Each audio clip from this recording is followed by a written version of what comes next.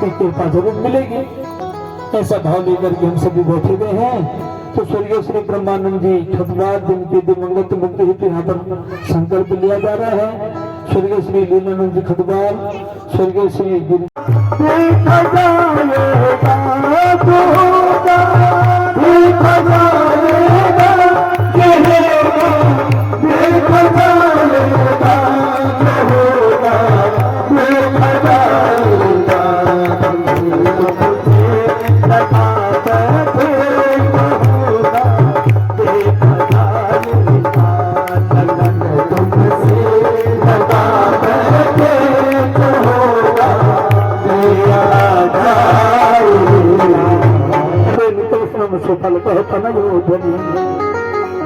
रथेन गोकुल पदानि तस्या खिलोकपाला किरीट दुष्टामल पादरेणु मन धूली ददर्श गोचे चित धूलि को देखा, भगवान के चरणों के चिन्हों को पकड़ा और भगवान के चरणों के चिन्हों से छोटी से धूल उठाई, मिट्टी उठाई, ऐसे उठा करके प्रणाम करने लगा। रुख से नीचे भगवान श्री कृष्ण बलराम जी का दर्शन हम दोनों के चरणों में प्रणाम कर दिया। इधर बाबा नंद बाबा गौशाला में जाकर के गायों को घास देने के लिए गौशाला में जाकर के गायों को उनके खूंटे में बांधने के लिए जा रहे थे, क्योंकि गौएं जंगल से घास चुग करके आ रही थी। बड़ी देर से गौएं रहा रही हैं और गायों के चरणों की धूली उड़ रही, उसको कहते हैं गोधूली बेला। और हमारे गढ़वाल में हमेशा बारात का स्वागत होता था धूलियर्ग से। धूलियर्ग का तात्पर्य समझना, आजकल तो बारात रात को 12 बजे, किसी की बारात 10 बजे, किसी की बारात 1:30 बजे आ रही है। बारात आने का स्वागत हमारे ज्योतिष का एक नियम है। क्या बोले? ज्योतिष का एक कर्मकांड का भी एक नियम है कि संध्या काल में हमेशा दूल्हे का स्वागत संध्या काल में करो। दुल्हन भी ससुराल में पहली बार जाएगी तो सायंकाल को जावे, संध्या काल में जावे। गृह प्रवेश राजा प्रवेश निशा प्रशस्त, उसका ज्योतिष का श्लोक है। क्या? राजा प्रवेश निशा प्रशस्त ही बैठना चाहिए, दिन में बैठे। और पहले बहू ससुराल में जा रही तो कभी भी दिन में न जावे। संध्या काल में बहू को अपने ससुराल में प्रवेश करना चाहिए। संध्या काल में व्यास को भी संध्या काल में, ब्राह्मण को भी संध्या काल में, जो भी आपके घर में मंगल रूप लेके आ रहे हैं संध्या काल का उसका पदागमन शुभ माना जाता है। उसको कहते हैं गोधूली बेला। गृह प्रवेश और निशाति प्रशस्त। और गृह प्रवेश आप सुबह भी कर सकते, रात भी कर सकते हैं। हमारे गढ़वाल में गृह प्रवेश अधिकतर रात को किया जाता है। पहाड़ों में लोग, पुराने लोग रात को ज्यादा मानते हैं। तो गृह प्रवेश आप सुबह भी कर सकते हैं, शाम को भी, रात को भी कर सकते हैं।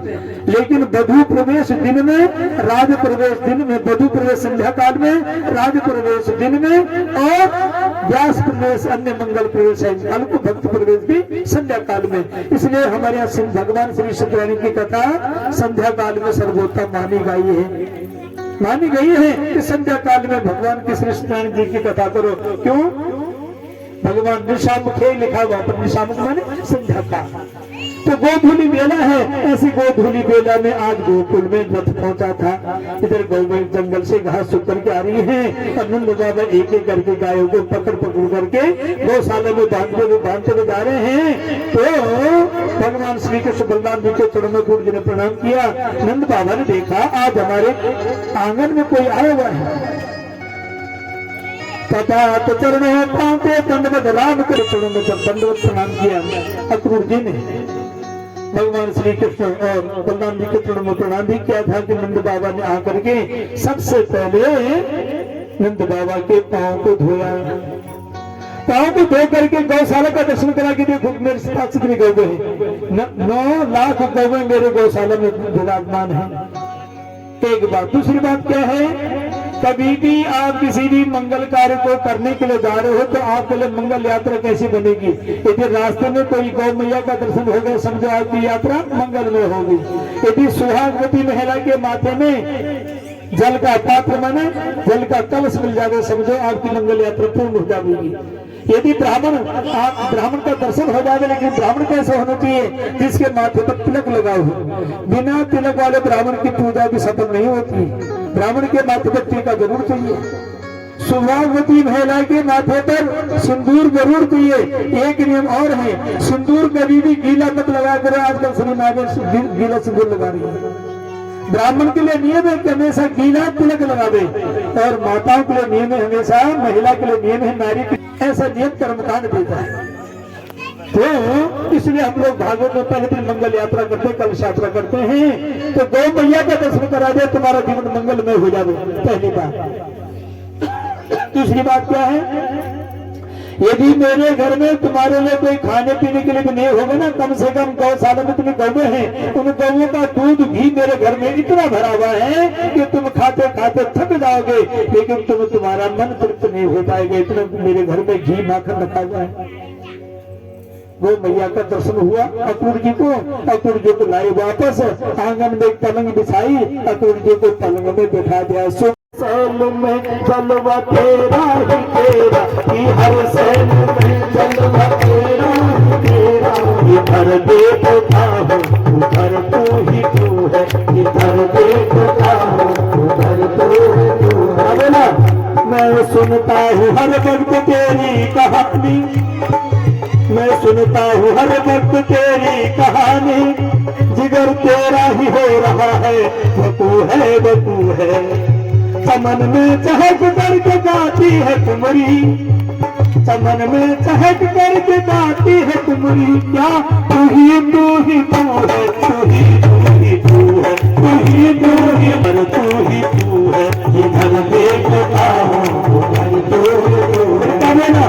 सिवाय उसके माखूद औरों को कहना, सिवाय उसके माखूद औरों को कहना, जवां को संभालो या क्या गुफ्तगू है, जवां को संभालो ये क्या गुफ्तगू है।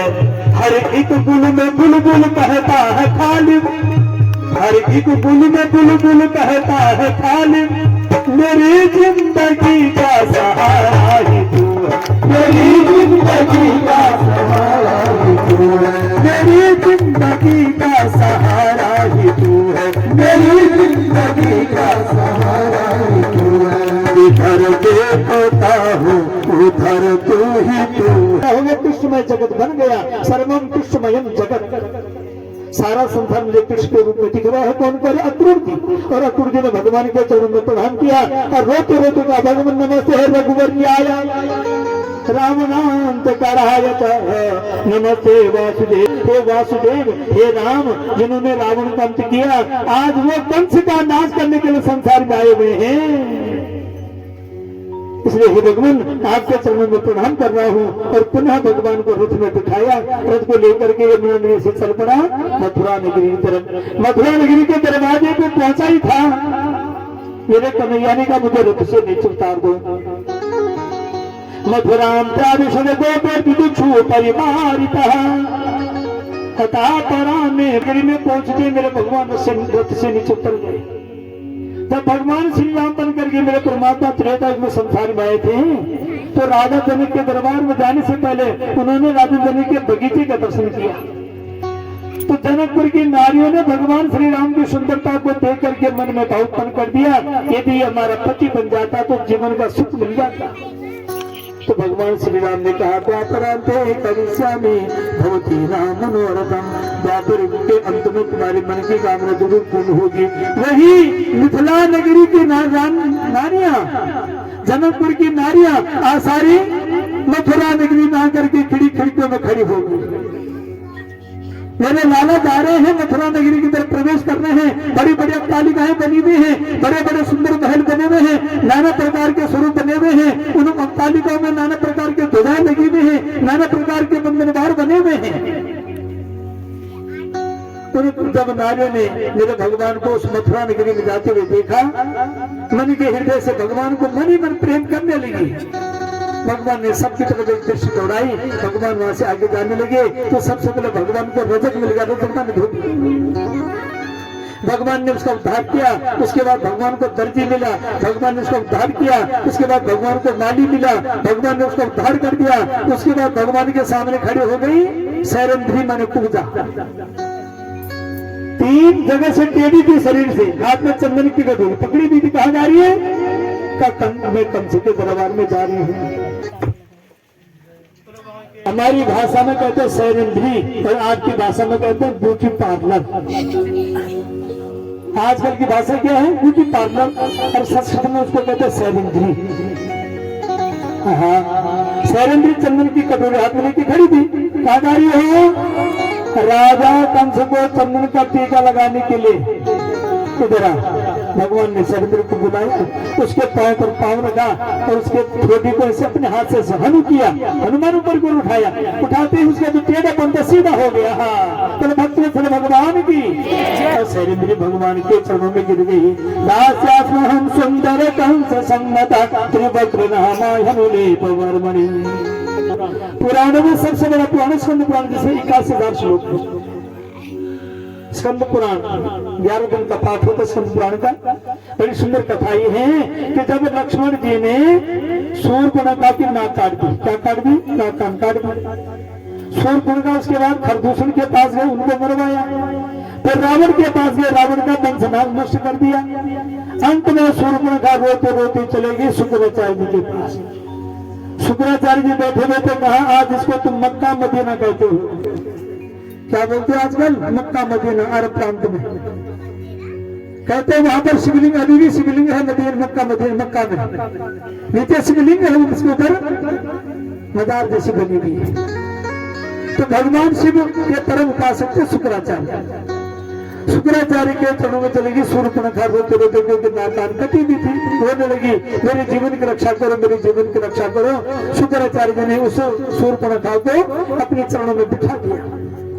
उसी शूर्पणखा के वंश में आगे जाकर के जो संतान हुई थी, आज तो सारे काले बुरके ओढ़ करके दुनिया में धूप छाई हुई। बोलो के बेरी लाल सब शूर्पणखा के होना है। भगवान श्री राम को वनवास की तरफ भेजा केकई की बुद्धि को पलट करके। उस उत्तमता के मन में आत्मग्लानि हो गई थी कि मैंने राम जी को वनवास पर भेजा है। दूसरे जन्म में वही भगवान के चरणों में प्रणाम करने के लिए, भगवान का दर्शन पाने के लिए वही कुब्जा आज द्वापर में भगवान श्री कृष्ण के सामने खड़ी हो गई। रोने लगी, है भगवान मुझे क्षमा कर देना, क्षमा कर देना। पिछले जन्म में मैंने आपको बहुत दुख दिया, मैंने आपको जंगल की तरफ भेज दिया था, बहुत कष्ट आपको भोगना पड़ा। भगवान आज कृपा कर दो, मुझे क्षमा कर दो। मेरे लाला की आंखों में आंसू आ गए। कुब्जा को गले लगा दे, नहीं कुब्जा जो तुम चाहोगी बोलो, क्या मांगना चाहते हो? तो कुब्जा ने कहा, भगवान आप मेरे भगवान राम है, उस राम की आज मैं सेवा करूंगी। आज राम के चरणों में प्रणाम करती हुई मैं बताऊंगी कंस कैसे मारा जाएगा। और कुब्जा ने सारा रास्ता बता दिया, किधर से जाना, कैसे जाना, कंस कहाँ बैठा है, कितनी दूरी पर बैठा है। भगवान को सारा वृत्तांत कुब्जा ने बता दिया। और कुब्जा ने राम जी, भगवान श्याम जी को कहा, हे भगवान जब तो कंस को मार के जब जाओगे ना, तो सबसे पहले मेरी कुटिया में आकर के मुझे दर्शन दे करके जाना। बोलो भक्त भगवान की प्राप्त कर दिया। रंगशाले के किनारे पर धनुष रखा हुआ था। भगवान ने सभी मथुरा वासियों से पूछा, धनुष कहां पर रखा हुआ? किसी ने नहीं बताया। भगवान रंगशाला में गए, रंगशाला में जाते भगवान ने धनुष को उठाया, उस पर चाप चलाना चाहते थे। धनुष बड़ी जोर से टूट गया। धनुष को टूटने की आवाज कंस के कानों में चली गई। कंस सिंहासन से खड़ा होकर के अब भागने के लिए तैयार होगा, मैं भागूंगा। लेकिन जितने भी द्वारपाल सबने कहा हम तुम्हारी सुरक्षा करेंगे। और कंस के चारों ओर द्वारपाल खड़े हो गए। अब कंस का जो स्वरूप था वो भयावह रूप करने लगा। मेरे भगवान को मारने के लिए उसने सबसे बड़े कुबला बिना घाटी को तोड़ दिया। कथा में मन लगा हुआ जन्म मिलेगा करेंगे सेवा तेरी, जन्म मिलेगा करेंगे सेवा तेरी, जब भी जन्म मिलेगा करेंगे सेवा तेरी, जब भी जन्म मिलेगा। अब हमें याद के पाए तो रुक्मणी मैया को बिठा दो, बिठा की पूजा करो, दोनों को बिठा दो, स्पेस बना दो, पीछे पीछे कर स्पेस बनाओ। तो वहां पर सेवा करेंगे सेवा करते हैं ये वादा, शरण रहेंगे तेरी करते। आओ ताली बजा जोर से, सेवा में आए हो।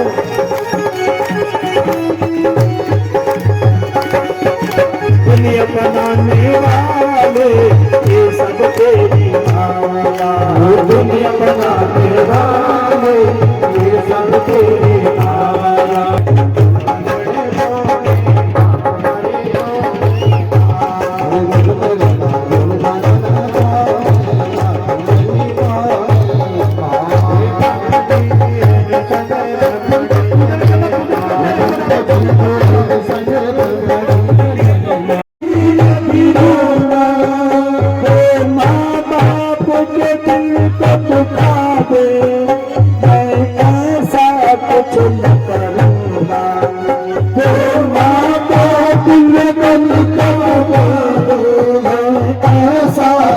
न करूँगा।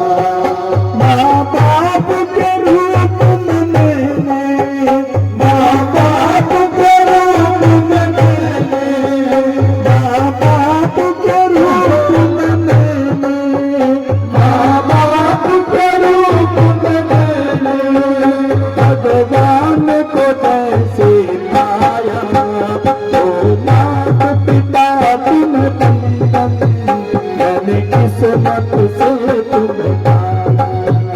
ओ मात पिता तुम बंधन, मैंने किस्मत से तुम्हें पाया। मुझे इस दुनिया में लाया, मुझे इस दुनिया में लाया, मुझे लोग न चलना सिखाया, मुझे रोड न चलना सिखाया।